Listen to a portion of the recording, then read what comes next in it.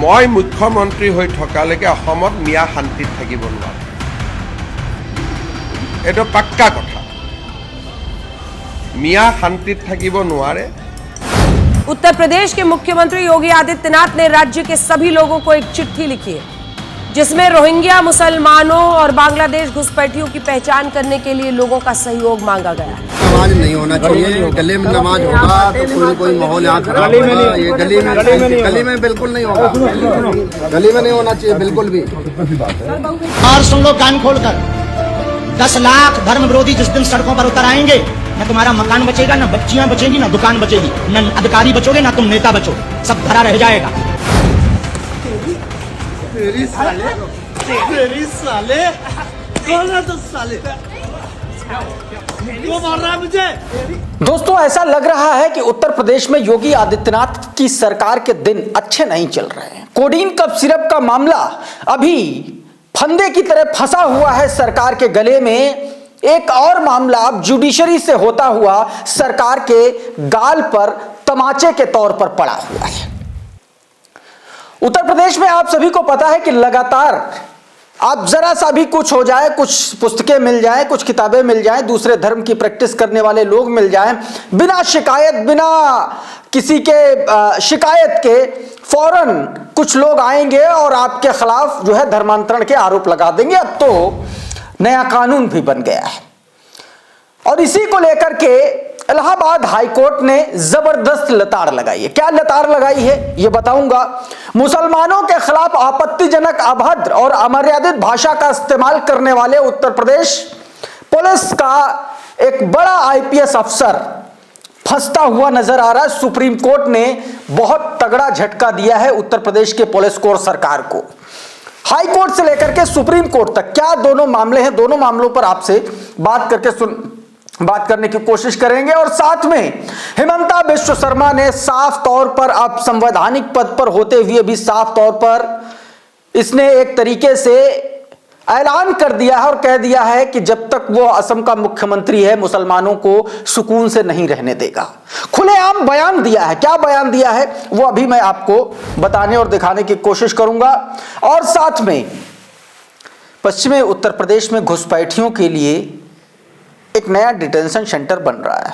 क्या कुछ मामला है उस पर बात करेंगे। एसआईआर से जुड़ी हुई और भी तमाम सारी बड़ी खबरें, सब कुछ बताएंगे। लेकिन सबसे पहले जरा इस खबर पर गौर करिए। यह इलाहाबाद हाईकोर्ट का आदेश है।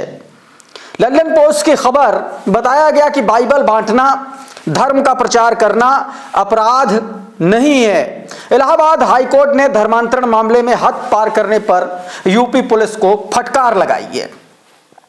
साफ साफ उसने कहा है कि किसी भी धर्म का प्रचार करना यह अपराध नहीं है। और वो भी तब, कोर्ट ने यह भी कहा जब इस मामले में कोई शिकायत करता ही सामने नहीं आया, तो फिर यह मामला बना कैसे और पुलिस ने इस पर मामला दर्ज कैसे किया। पूरी खबर देखिए, आपकी स्क्रीन पर यह पूरा ट्वीट देखिए। बताया गया, बार एंड बेंच की एक रिपोर्ट का हवाला इसमें दिया गया और जिसमें यह कहा गया कि आदेश में इलाहाबाद हाईकोर्ट ने सिर्फ बाइबल बांटना या धर्म का प्रचार करना उत्तर प्रदेश गैर कानूनी धर्मांतरण निषेध अधिनियम 2021 के तहत अपराध नहीं है। योगी आदित्यनाथ की सरकार का बनाया गया जो नियम है, जो कानून है, उसको ये सारी चीजें उसका उल्लंघन नहीं करती हैं। जस्टिस अब्दुल मोइन और जस्टिस बबीता रानी ने, बेंच ने यूपी पुलिस को भी फटकारा, जिसे उन्होंने एफआईआर दर्ज होने के तुरंत बाद आरोपी को गिरफ्तार करने के लिए हद पार करना बताया। जबकि उस समय जबरन धर्मांतरण के दावों को साबित करने के लिए कोई भी पीड़ित सामने नहीं आया।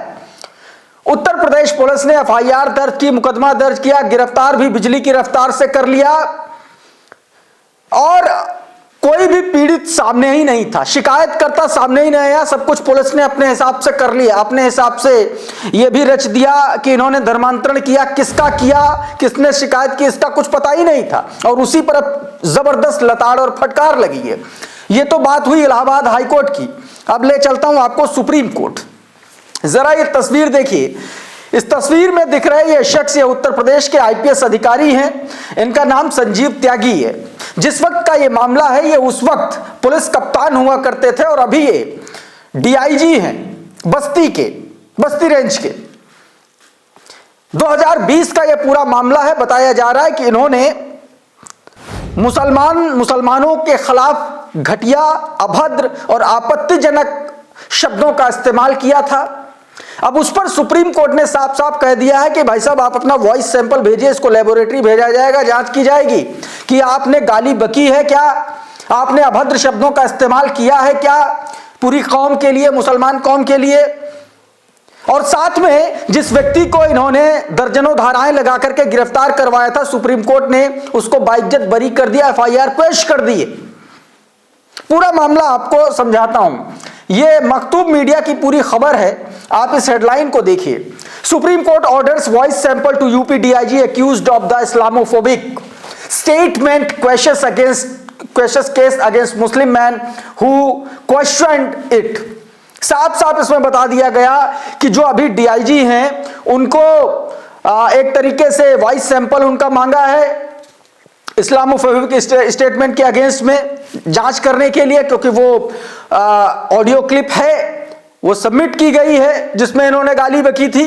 अब उसी से इनके मौजूदा वॉइस सैंपल से इसको मैच कराया जाएगा और उस मुस्लिम शख्स के खिलाफ जो एफआईआर इन्होंने दर्ज कराई थी या यूं कहें दर्ज हुई थी, संजीव त्यागी ने उस मुस्लिम शख्स के खिलाफ जो है एफआईआर जो है क्वैश कर दी सुप्रीम कोर्ट ने। पूरा मामला दोस्तों बताऊं मैं, ये 73 वर्षीय मुस्लिम बुजुर्ग इस्माइलुद्दीन अंसारी के खिलाफ पूरा मामला चल रहा था, जांच चल रही थी। अंसारी ने साल 2020 में ऑडियो क्लिप एक त्यागी को प्राइवेट मैसेज में भेजकर सिर्फ यह सवाल पूछा था कि क्या यह आवाज उनकी है या नहीं है। यानी कि वो ऑडियो क्लिप जिसमें आपत्तिजनक शब्दों का इस्तेमाल कर रहे थे, वही ऑडियो क्लिप इस्माइलुद्दीन अंसारी ने संजीव त्यागी को भेजी थी। जवाब में संजीव त्यागी ने उन्हीं पर उल्टा मुकदमा दर्ज करवा दिया कई धाराओं में, गंभीर धाराओं में। तब से अब तक ये मामला चल रहा था, अब ये सुप्रीम कोर्ट पहुंचा है।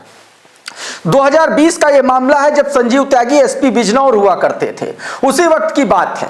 बिजनौर के कोतवाली शहर थाने में इन पर एफआईआर दर्ज हुई आईपीसी की धारा 505 और आईटी एक्ट 67 के तहत। एफआईआर में लिखा गया कि महामारी अधिनियम का भी उल्लंघन किया गया और मुसलमान समुदाय में ये उपसावा फैला रहे हैं। इन तमाम सारे गड़बड़ झालों के बीच में सुप्रीम कोर्ट ने वो एफआईआर क्वैश कर दी, बाइज्जत बरी कर दिया और इनसे संजीव त्यागी की वॉइस सैंपल मांगा है। यह भी अपने आप में यह एक बड़ा झटका है उत्तर प्रदेश पुलिस के लिए। इस बीच एक वीडियो असम के मुख्यमंत्री हिमंता बिश्व शर्मा का वायरल हो रहा है जिसमें वो साफ साफ खुलेआम इन शब्दों का इस्तेमाल कर रहे हैं, लफ्जों का इस्तेमाल कर रहे हैं कि चाहे कुछ भी हो जाए, जब तक वो मुख्यमंत्री हैं तब तक वो मुसलमानों को सुकून से असम में नहीं रहने देंगे। जरा ये बयान पहले सुनिए, फिर इसका आपको मैं हिंदी अनुवाद बताता हूं। मैं मुख्यमंत्री हो थकालेके असमत मिया शांतित থাকিব নোৱাৰে, एटो पक्का कथा। मिया शांतित থাকিব নোৱাৰে যিসকল मिया सन्देहयुक्त नागरिक তেওঁলোকক कष्ट दियाई मोर काम। अब इसमें यह आदमी क्या कह रहा है? कह रहा है कि जब तक मुख्यमंत्री हूं मियां लोग असम में शांति से नहीं रह सकते। नहीं, ये मुसलमानों के खिलाफ कोई डॉग व्हिसल नहीं है। आइए मान लेते हैं कि वर्तमान सरकार में एक समावेशी धर्मनिरपेक्ष लोकतंत्र में विश्वास रखती है और वंदे मातरम पर होने वाली बहस देशभक्ति का उत्सव मनाने के लिए ये वीडियो शेयर करते हुए, और ये जो ट्वीट मैं आपको सुना रहा हूं ये राणा अयूब ने लिखा हुआ है।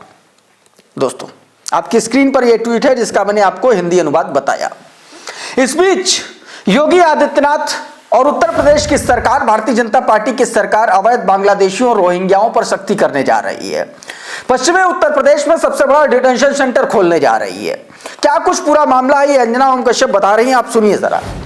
उत्तर प्रदेश के मुख्यमंत्री योगी आदित्यनाथ ने राज्य के सभी लोगों को एक चिट्ठी लिखी है जिसमें रोहिंग्या मुसलमानों और बांग्लादेश घुसपैठियों की पहचान करने के लिए लोगों का सहयोग मांगा गया है। इसमें लिखा है कि घुसपैठिए किसी भी कीमत पर स्वीकार्य नहीं है राज्य में।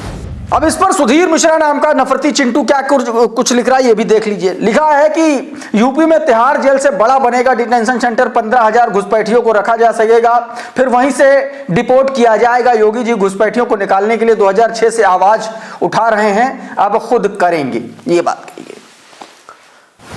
हालात उत्तर प्रदेश नहीं, दिल्ली में भी बढ़िया, दिल्ली में भी यही है। दिल्ली में भारतीय जनता पार्टी के एक पार्षद ने, उसका वीडियो वायरल हो रहा है जिसमें साफ तौर पर नमाज पर पाबंदी लगाने जैसी बात हो रही है।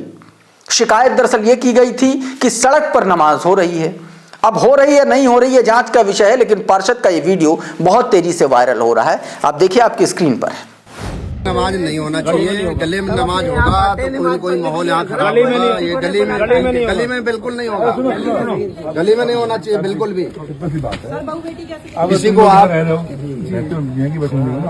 तो अपनी शांति को बना के रखिए। आप जमावड़ा लगाने का क्या मैसेज? अरे मेरी बात सुनो, तो आप बाहर का बंदा नहीं आएगा, उनको बता दो जो भी। हाँ, इसी जुम्मे को बता देंगे कि अपना इंतजाम अपना इसी जुम्मे को नहीं होना नहीं चाहिए। इसमें सुनो, हम लगा देंगे बैरिकेड, हम रहेगा, हम स्टाफ लग जाएगा, हम लगा देंगे बैरिकेड। ये सभापुर वार्ड के पार्षद हैं जिन्होंने ब्रजेश सिंह हैं, इन्होंने ये बात कही है। अब उत्तर प्रदेश सरकार का एक और चेहरा मैं आपको दिखाता हूं। कोडीन कफ सिरप, जहरीली कफ सिरप मामले में आप सभी जानते हैं कि लगातार खबरें निकल के सामने आ रही हैं।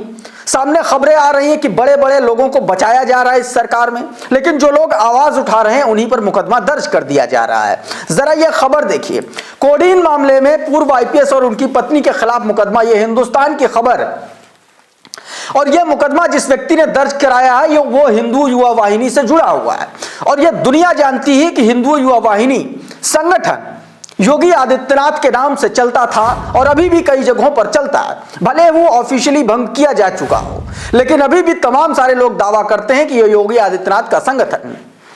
और ऐसे में हिंदू युवा वाहिनी के व्यक्ति द्वारा अमिताभ ठाकुर और उनकी पत्नी नूतन ठाकुर के खिलाफ एफआईआर दर्ज कराना कई गंभीर सवाल खड़े करता है। इसी पर अभिषेक उपाध्याय क्या लिख रहे हैं आपकी स्क्रीन पर जरा देखिए।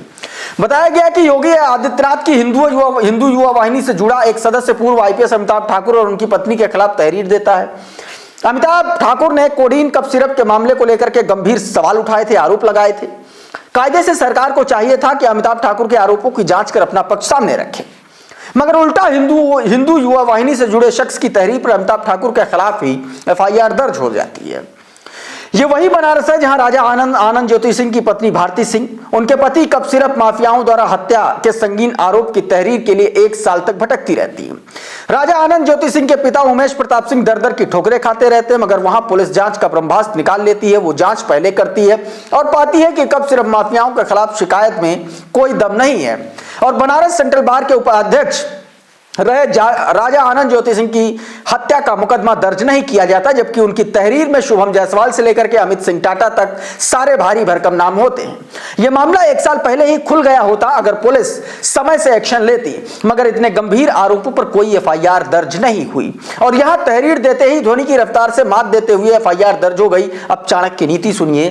चाणक्य नीति कहती है कि जिस शासन में अति यानी कि ज्यादती समस्त सीमाएं लांघ जाती है, उसके महापतन की रफ्तार भी अति की सारी सीमाएं लांघ देती है।